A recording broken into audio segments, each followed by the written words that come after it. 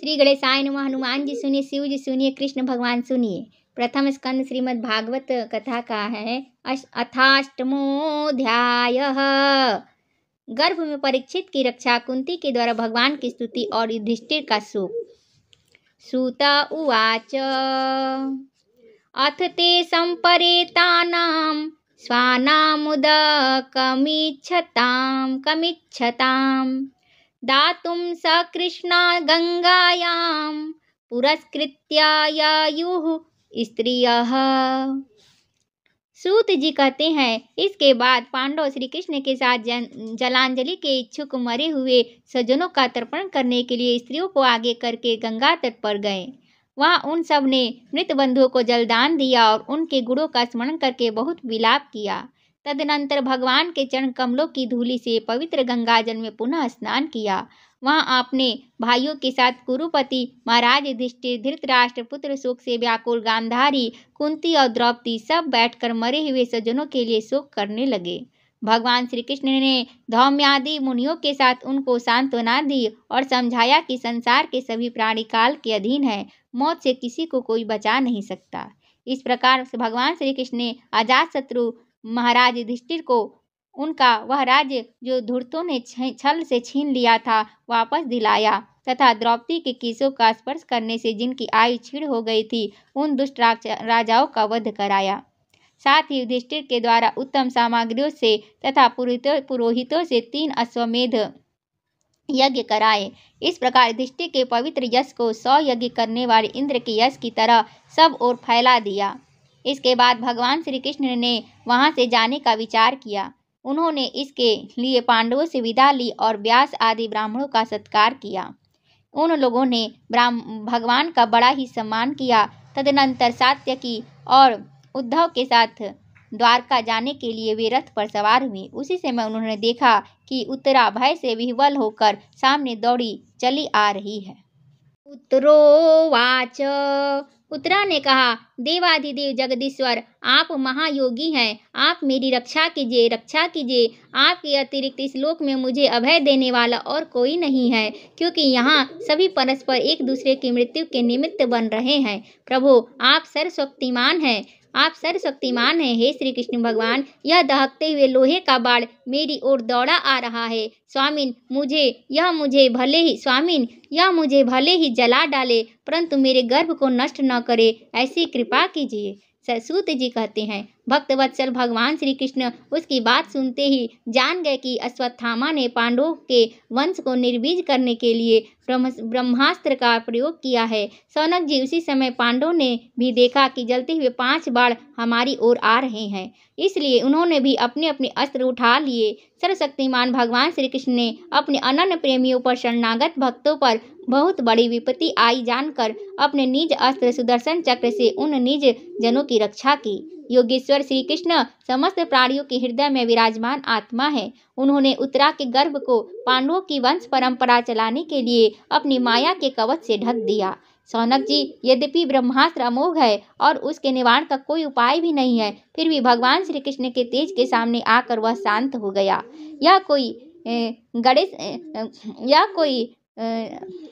यह कोई आश्चर्य की बात नहीं समझनी चाहिए, क्योंकि भगवान तो सर्वाश्चर्यमय हैं। वे ही अपनी निज शक्ति माया से स्वयं अजन्मा होकर भी इस संसार की सृष्टि, रक्षा और संहार करते हैं। जब भगवान श्री कृष्ण जानने लगे, तब ब्रह्मास्त्र की ज्वाला से मुक्त अपने पुत्रों के और द्रौपदी के साथ सती कुंती जी ने भगवान श्री कृष्ण की इस प्रकार स्तुति की। कुंती जी ने कहा, आप समस्त जीवों के बाहर और भीतर एक रस स्थित है। आप समस्त जीवों के बाहर और भीतर एक रस स्थित हैं, फिर भी इंद्रियों और वृत्तियों से देखे नहीं जाते, क्योंकि आप प्रकृति से परे आदि पुरुष परमेश्वर है। मैं आपको नमस्कार करती हूँ। यहाँ पे बोल रही हूँ। कुंत्युवाच, नमस्ते पुरुषं त्वाद्यमीश्वरं प्रकृतेः परम अलक्ष्यं सर्वभूतानामन्तर्बहिरवस्थितम्। इंद्रियों से जो कुछ जाना जाता है उसकी उसकी तह में आप विद्यमान रहते हैं और अपनी ही माया के पर्दे से अपने को ढके रहते हैं। मैं अबोध नारी आप अविनाशी पुरुषोत्तम को भला कैसे जान सकती हूँ। जैसे मूढ़ लोग दूसरा भेष धारण किए हुए नट को प्रत्यक्ष देखकर भी नहीं पहचान सकते, वैसे ही आप दिखते हुए भी नहीं दिखते हैं। आप शुद्ध हृदय वाले विचारशील जीवन मुक्त परमहंसों के हृदय में अपनी प्रेममयी भक्ति का सृजन करने के लिए अवतीर्ण हुए हैं। फिर हम अल्पबुद्धि स्त्रियां आपको कैसे पहचान सकती हैं। श्री कृष्ण वासुदेव देवकी वंदन नंद गोप के लाडले लाल गोविंद को हमारा बारंबार प्रणाम है। लाल गोविंद को हमारा बारंबार प्रणाम है, जिनकी नाभि से ब्रह्मा का जन्म स्थान कमल प्रकट हुआ है, जो सुंदर कमलों की माला धारण करते हैं, जिनके नेत्र कमल के समान विशाल और कोमल है, जिनके चरण कमलों में कमल का चिन्ह है। श्री कृष्ण ऐसे आपको मेरा बारंबार नमस्कार है। ऋषिकेश जैसे आपने दुष्ट कंस के द्वारा कैद की हुई और चिरकाल से शोकग्रस्त देवकी की रक्षा की थी, वैसे ही पुत्रों के साथ मेरी भी आपने बार बार विपत्तियों से रक्षा की है। आप ही हमारे स्वामी हैं, आप सर्वशक्तिमान हैं। श्री कृष्ण कहाँ तक गिनाऊं। विष से लाक्षागृह की भयानक आग से हिडिंब आदि राक्षसों की दृष्टि से, दुष्टों की द्यूत सभा से, वनवास की विपत्तियों से और अनेक बार के युद्धों में अनेक महारथियों के शस्त्रास्त्रों से, और अभी अभी इस अश्वत्थामा के ब्रह्मास्त्र से भी आपने हमारी ही रक्षा की है। अश्वत्थामा के ब्रह्मास्त्र से भी आपने ही हमारी रक्षा की है। जगत गुरु आप हमारे जीवन में इस अश्वत्थामा के ब्रह्मास्त्र से भी आपने ही हम लोगों की रक्षा की है और परीक्षित जी की रक्षा किए हैं। जगत गुरु हमारे जीवन में सर्वदा पद पद पर विपत्तियां आती रहें, क्योंकि विपत्तियों में ही निश्चित रूप से आपके दर्शन हुआ करते हैं और आपके दर्शन हो जाने पर फिर जन्म मृत्यु के चक्कर में नहीं आना पड़ता। ऊंचे कुल में जन्म, ऐश्वर्य, विद्या और संपत्ति के कारण जिनका घमंड बढ़ रहा है, वह मनुष्य तो आपका नाम भी नहीं ले सकता, क्योंकि आप तो उन लोगों को दर्शन देते हैं जो अकिंचन हैं। आप निर्धनों के परम धन हैं। आप निर्धनों के परम धन हैं। माया का प्रपंच आपका स्पर्श भी नहीं कर सकता। आप अपने आप में ही विहार करने वाले परम शांत रूप हैं। आप ही कैवल्य मोक्ष के अधिपति हैं। आपको मैं बार बार नमस्कार करती हूँ। मैं आपको अनादि अनंत सर्वव्यापक सबके नियंता काल रूप परमेश्वर समझती हूँ। संसार के समस्त पदार्थ और प्राणी आपस में टकराकर विषमता के कारण परस्पर विरुद्ध हो रहे हैं, परंतु आप सब में समान रूप से विचर रहे हैं। भगवान, आप जब मनुष्यों की सी लीला करते हैं तब आप क्या करना चाहते हैं, यह कोई नहीं जानता। आपका कभी कोई न प्रिय है और न अप्रिय। आपके संबंध में लोगों की बुद्धि ही विषम हुआ करती है। आप विश्व की आत्मा हैं, विश्व रूप हैं। न आप जन्म लेते हैं और न कर्म ही करते हैं, फिर भी पशु पक्षी मनुष्य ऋषि जलचर आदि में आप जन्म लेते हैं और उन योनियों के अनुरूप दिव्य कर्म भी करते हैं। यह आपकी लीला ही तो है। जब बचपन में आपने दूध की मटकी फोड़कर यशोदा मैया को खिजा दिया था और उन्होंने आपको बांधने के लिए हाथ में रस्सी ली थी, तब आपकी आंखों में आंसू छलक आए थे। काजल कपोलों पर बह चला था, नेत्र चंचल हो रहे थे और भय की भावना से आपने अपने मुख की नीचे की ओर झुका लिया था। आपकी उस दशा का लीला छवि का ध्यान करके मैं मोहित हो जाती हूँ। भला जिससे भय भी भय मानता है, उसकी यह दशा।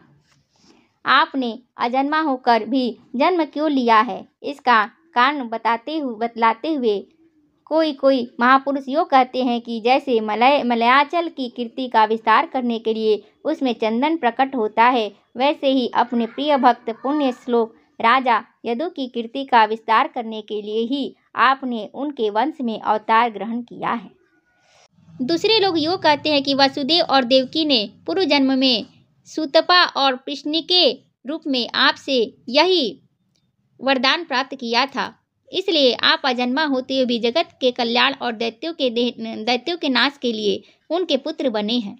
कुछ और लोग यूँ कहते हैं कि यह पृथ्वी दैत्यों के अत्यंत भार समुद्र में डूबते हुए जहाज की तरह डगमगा रही थी, पीड़ित हो रही थी। तब ब्रह्मा की प्रार्थना से उसका भार उतारने के लिए ही आप प्रकट हुए हैं।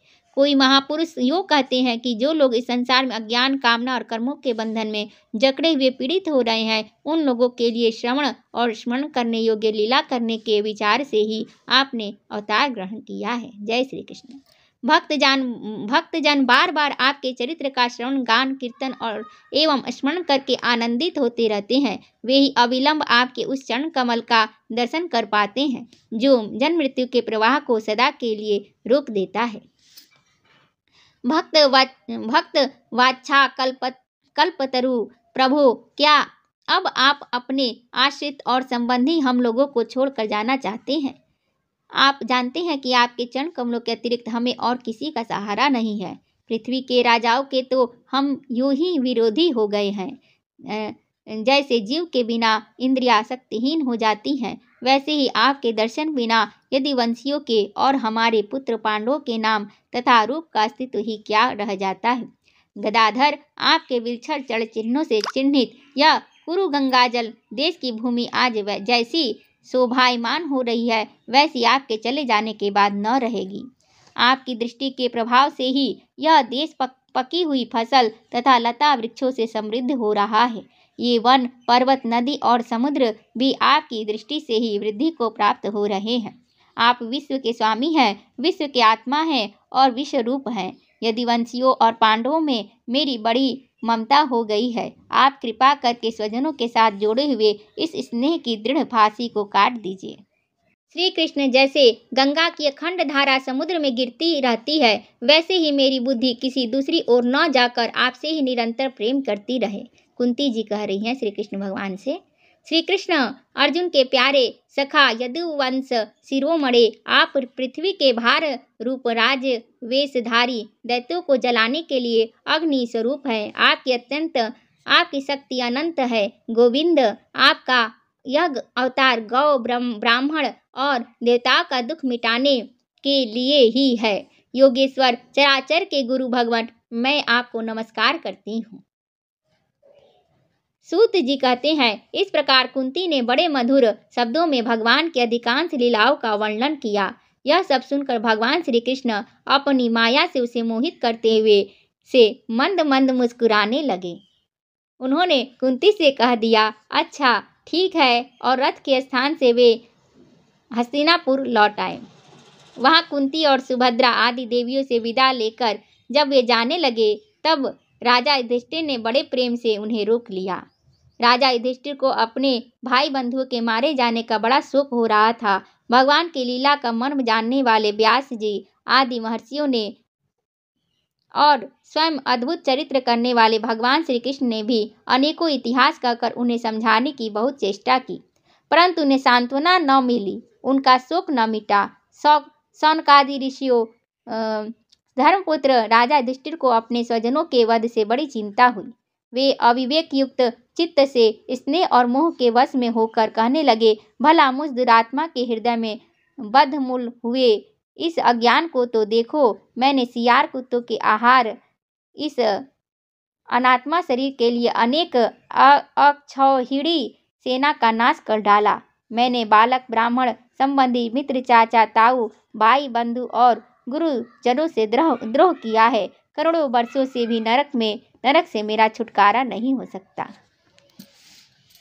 यद्यपि शास्त्र का वचन है कि राजा यदि प्रजा का पालन करने के लिए धर्म युद्ध में शत्रु को मारे तो उसे पाप नहीं लगता, फिर भी इससे मुझे संतोष नहीं होता। स्त्रियों के पति और भाई बंधुओं को मारने से उनका मेरे द्वारा यहाँ जो अपराध हुआ है उसका मैं गृहस्थोचित यज्ञ यागादिकों के द्वारा मार्जन करने में समर्थ नहीं हूँ। जैसे कीचड़ में गदला जल स्वच्छ नहीं किया जा सकता, मदिरा से मदिरा की अपवित्रता नहीं मिटाई जा सकती, वैसे ही बहुत से हिंसा बहुल यज्ञों के द्वारा एक भी प्राणी की हत्या का प्रायश्चित नहीं किया जा सकता। इति श्रीमद्भागवते महापुराणे पारमहंस्यां संहितायां प्रथम स्कंधे कुंती स्तुतिर्युधिष्ठिर युधिष्ठिरानुतापो नामाष्टमोऽध्यायः। श्रीकृष्णार्पणमस्तु। ओम हरये नमः। श्रीकृष्ण गोविंद हरे मुरारी, हे नाथ नारायण वासुदेवम। राधे कृष्णा कृष्णा कृष्णा, राधे कृष्णा कृष्णा कृष्णा। नमः। ओम नमः पार्वती पतये। हर हर हर महादेव। जय जय श्री राधे, जय जय श्री राधे, जय जय श्री राधे, जय श्री राधे।